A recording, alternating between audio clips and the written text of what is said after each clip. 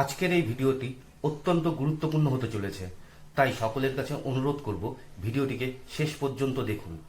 ভারতের একাধিক সংবাদ মাধ্যমে একটি বিপজ্জনক সংবাদ প্রকাশিত হয়েছে। সেটি হলো বাংলাদেশের জামায়াতে ইসলামীর প্রাক্তন নেতা মরহুম গোলাম আজমের পুত্র আব্দুল্লাহিল আমান আজমি, যিনি সেনাবাহিনীর একজন বরখাস্ত ব্রিগেডিয়ার জেনারেল, তিনি চেষ্টা করছেন ভারতে সন্ত্রাসবাদী হামলার। খবরটি প্রকাশিত হয়েছে কলকাতার বহুল প্রচারিত আনন্দবাজার পত্রিকায়। আনন্দবাজার ছাড়াও একাধিক মেইন স্ট্রিম ও সোশ্যাল মিডিয়া প্রকাশ করেছে খবরটি। অন্য সময় হলে এই সব খবর নিয়ে আলোচনার দরকার হতো না, বাজে এবং ফালতু খবর বলে একপাশে ফেলে রাখা যেত।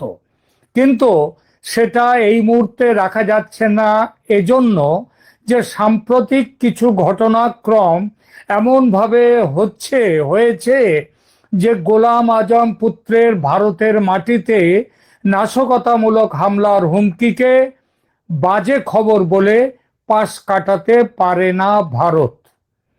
সরাসরি যুদ্ধে না গিয়ে সন্ত্রাসবাদী হামলা করে ভারতকে বিপর্যস্ত করার ছক, এটা পাকিস্তানের বহু পুরনো। পাকিস্তানের শিক্ষায় শিক্ষিত বাংলাদেশের সন্ত্রাসীরা যে ইতিপূর্বে এইরকম ছক অনুসরণ করে ভারতের মাটিতে ছোটখাটো যেসব হামলা বা সন্ত্রাসবাদী নাশকতামূলক ঘটনা, এগুলো যে একেবারে করেনি তা নয়, কিন্তু বর্তমানে বিষয়টি নিয়ে ভারতের উদ্বেগ ও আশঙ্কা এই জন্যই অনেক বেশি যে অপারেশন সিন্দুরে হেরে যাওয়ার পর বদলা নিতে পাকিস্তান যাকে বলে একেবারে উতলা হয়ে উঠেছে। তার উপরে মাথায় আমেরিকার হাত পেয়ে পাকিস্তান আরো বেশি আক্রমণাত্মক। ভারতকে আক্রমণ করার জন্যে পাকিস্তানের বাসনা দিন দিন একেবারে উদগ্র হচ্ছে। তারা প্ল্যান তৈরি করছে নানা রকম, আর এই প্ল্যানের মধ্যে পাকিস্তান যুক্ত করছে বাংলাদেশকেও। একাধিক পাকিস্তানি সেনাকর্তা প্রকাশ্যে বলছেন শুধু পশ্চিমের পাকিস্তান সীমান্ত নয়, ভারতের পূর্ব সীমান্ত অর্থাৎ বাংলাদেশ সীমান্ত দিয়েও ভারতকে আক্রমণ করা হবে।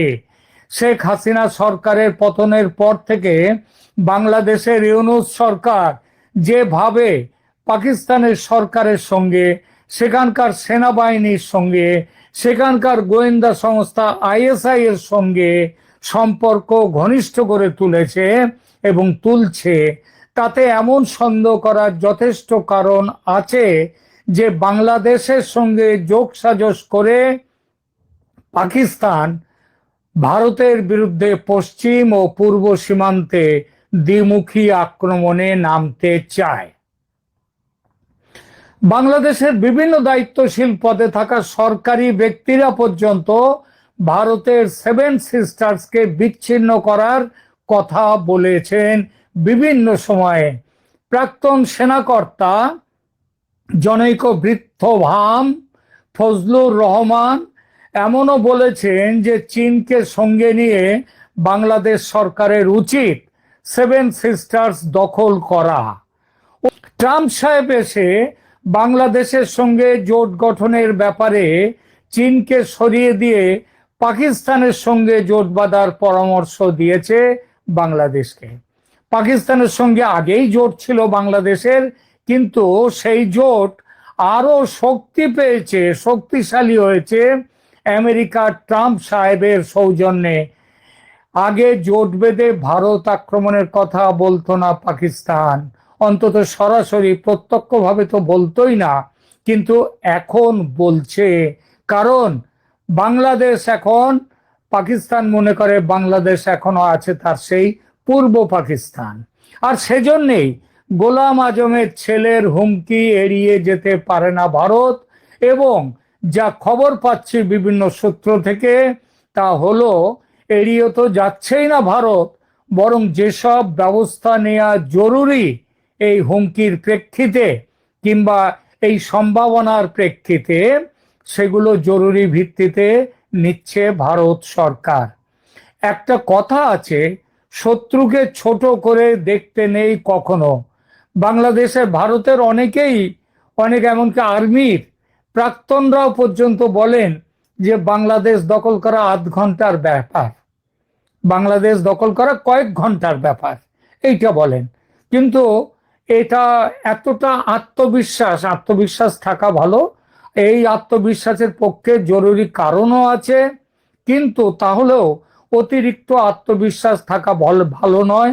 আর ওই যে কথাটা বললাম না, যে শত্রুকে ছোট করে দেখতে নেই কখনো, এমনও দেখা গেছে যুদ্ধ জেতার পরেও সামান্য পচা শামুকে পা কেটে গিয়ে মরে যাওয়ার ঘটনা কিন্তু কম নেই। সামান্য কোটা বিরোধী আন্দোলন কিভাবে শেখ হাসিনা সরকারের পতন ঘটালো, সেই উদাহরণটা তো হাতের নাগালে। 5 আগস্ট, 5 আগস্টের আগে কেউ কি ভাবতে পেরেছিল যে শেখ হাসিনা সরকারের পতন ঘটবে? যদিও অতি সম্প্রতি আমি একটি অত্যন্ত গোপন সূত্র থেকে খবর পেয়েছি যে শেখ হাসিনার কাছে এই খবর পৌঁছেছিল 3 আগস্টে 2024, গত বছর। এবং তারপরে তার আত্মীয় স্বজনদের এবং অনেক নেতা মন্ত্রী, তাদের আত্মীয় স্বজনরা, নেতা মন্ত্রীরা চলে না এলেও তার আত্মীয় স্বজনরা কিন্তু তাদের পরিবারকে, কেউ কেউ, সবাই না হলেও কেউ কেউ তাদের পরিবারকে দেশের বাইরে অন্যত্র পাঠিয়ে দিয়েছিলেন। এই খবরটা আবার বলছি, এই খবরটা কিন্তু কোনো আধিকারিক পুষ্টি কোনোভাবেই কোনো দিক থেকে হয়নি। এমনকি খুব কোনো যে মেইন স্ট্রিম মিডিয়া অথবা সোশ্যাল মিডিয়ার কোথাও এই খবর কিন্তু প্রকাশিত হয়নি। যাই হোক, ভারত ফিরে আসি এই বাংলাদেশ পাকিস্তানের এই হুমকি এবং তার পরিপ্রেক্ষিতে ভারত কি করতে চায় সেই ব্যাপারটা নিয়ে। ভারত পশ্চিমের পাকিস্তান সীমান্তের সঙ্গে যথাবিহিত প্রস্তুতি বেশ কিছুদিন আগে থেকেই নিয়ে রেখেছে বাংলাদেশ সীমান্তেও। রাফাল, মিগ, S-400 এসব যুদ্ধাস্ত্র এগুলো তো আগে থেকেই মজুদ ছিল হাসিমারা, কলাইকুণ্ডা, আসাম, ত্রিপুরা সহ উত্তর পূর্বের বিভিন্ন সেনা ছাউনিতে এবং ঘাঁটিতে। এর সঙ্গে সম্প্রতি যুক্ত হয়েছে পাকিস্তানকে ধরাশায়ী করে দেওয়ার মূল কারিগর ব্রহ্মস নামক ব্রহ্মাস্ত্রটি। এই মিসাইলটি এটিও নিয়ে আসা হয়েছে ভারতের পূর্ব সীমান্তের সেনা ছাউনিতে। কয়েকদিন আগে ড্রোনের সাহায্যে, আজকাল তো জানেন ড্রোন হচ্ছে আধুনিক যুদ্ধের মানে কি বলবো, একটা বড় হাতিয়ার হচ্ছে ড্রোন। কয়েকদিন আগে ড্রোনের সাহায্যে, এবং সেখানে ভারতের নিজের তৈরি ড্রোন তো আছেই, এছাড়া ইসরায়েল থেকে পাওয়া ড্রোন ইত্যাদি সেগুলোও রয়েছে, ওই কামিকাজি ইত্যাদি এই সমস্ত ড্রোন। এই ড্রোনের সাহায্যে যুদ্ধ পরিচালনার উদ্দেশ্যে বিপুল সংখ্যায় ড্রোন মজুত করেছে ভারত। কিন্তু শুধু যুদ্ধাস্ত্র সন্নিবেশ করা নয়, যুদ্ধের জন্য তৈরি থাকতে পুরো মাত্রায় আর্মি ড্রিলও চালিয়েছে ভারত। তাই ভারত যে শুধু চুপ করে বসে আছে বাংলাদেশ সীমান্তে, এমন ভাবার কোনো কারণ নেই। এমন ভেবে বাংলাদেশের কেউ যদি মনে করেন আমাদের কোনো ভয় নাই, তাহলে কিন্তু সেটা অত্যন্ত মিথ্যে ভাবনা হবে, মিথ্যে ধারণা হবে। গোলা মজুদ করেছে ভারত, বারুদ মজুদ, গোলন্দাজরা তৈরি, বিমান তৈরি, শুধু আগুনের শলাকা দেওয়ার অপেক্ষা বারুদের স্তূপে। এই আগুন লাগানোর কাজ পাকিস্তান করতে পারে আক্রমণ সানিয়ে চালিয়ে।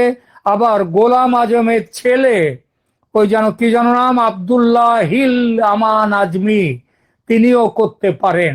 ধর্মীয় মৌলবাদী সন্ত্রাসীদের ভারতে পাঠিয়ে নাশকতার একটি ঘটনা ঘটালেই কিন্তু ঝাঁপিয়ে পড়বে ভারত। ও কারোর দিকে তাকিয়ে বসে থাকবে না, এটা এটা ধরেই নেবেন, এটা লিখে নিতে পারেন। আনুষ্ঠানিক যুদ্ধ নয়, টেরারিস্ট হামলাও যে যুদ্ধ ঘোষণা, সেই যুদ্ধ ঘোষণা বলে ধরবে টেরারিস্ট হামলাকেও। এটা বলে দিয়েছেন স্বয়ং ভারতের প্রধানমন্ত্রী নরেন্দ্র মোদী।